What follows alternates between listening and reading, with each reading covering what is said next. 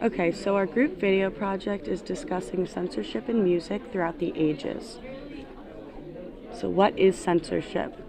To begin, music censorship is the practice of editing musical works for various reasons, and these reasons stem from a wide variety of motivations, including moral, political, and religious reasons.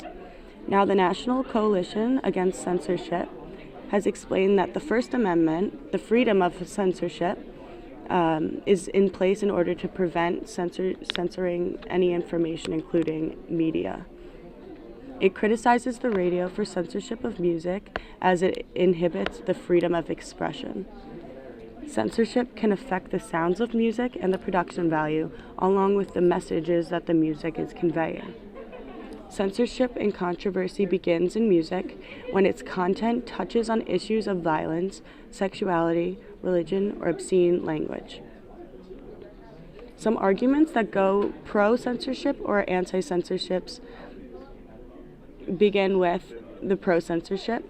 People shouldn't be subjected to lyrics promoting illicit things such as behaviors including drugs, sex, and sexism.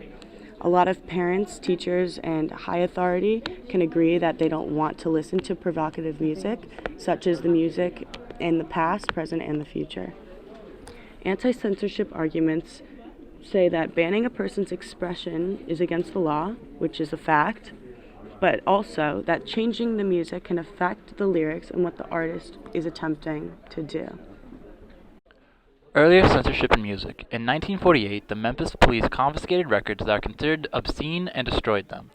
1955, police threatened to arrest Elvis on obscenity charges if he does not stand still while performing. 1965, radio stations refused to play I Can't Get No Satisfaction by the Rolling Stones, since it was considered to be sexually aggressive. 1966, police intervened at a James Brown concert because they thought his dance moves were too obscene. The Ed Sullivan Show. The Ed Sullivan Show was a variety TV show that aired from 1948 to 1971 on CBS. It ran for 24 seasons. Many artists performed on the show, including the Beatles, the Rolling Stones, and Elvis. The show had conditions to artists performing, which sometimes meant that the lyrics of the song would get censored. The band The Doors ignored this and got banned and could never play again on the show.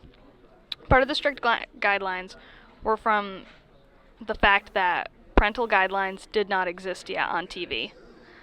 The censorship was the reason that Bob Dylan never performed on the show. Censorship of even the most popular artists.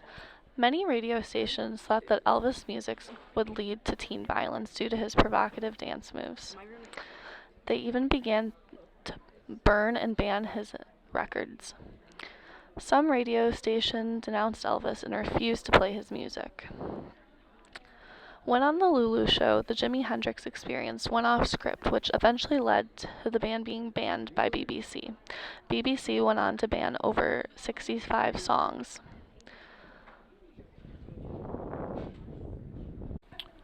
Censorship in court cases. First case of the FCC handing down a fine for censorship. 1970. Jerry Garcia is fined for saying words like fuck and shit on public radio station, even though there are no complaints from the public. First time that the indecency provisions in the Radio Act of 1927 are used to punish a radio station. The PMRC, or Parental Music Resource Center, co-founded by Tipper Gore in 1985, was a committee with the purpose of increasing control over children's access to music deemed to have violent, drug-related, or sexual themes. They slapped albums with parental advisory stickers and forced songs to have E for explicit on them. Censorship in court cases continued. Miller v. California, 1973. A man named Martin Miller mailed advertisements offering adult material, and several recipients complained to the local police. The case went on to the Supreme Court under the argument that it was protected by the First Amendment.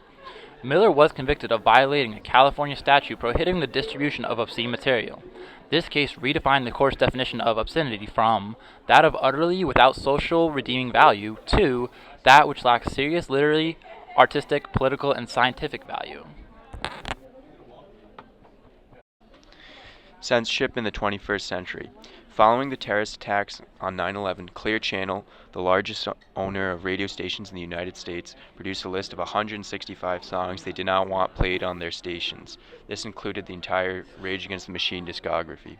In 2003, the singer of Dixie Chicks, Natalie Maines, criticized President Bush, resulting in many radio stations banning their music.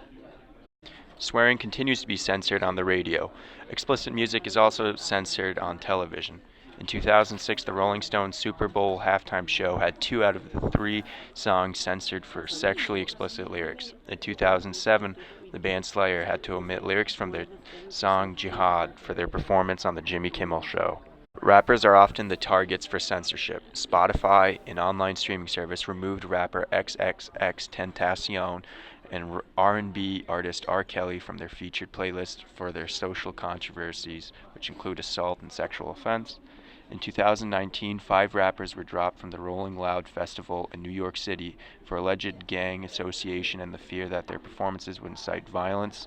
It was also discovered that the NYPD have a dossier on hip-hop and that they monitor the local music scene for criminal activity.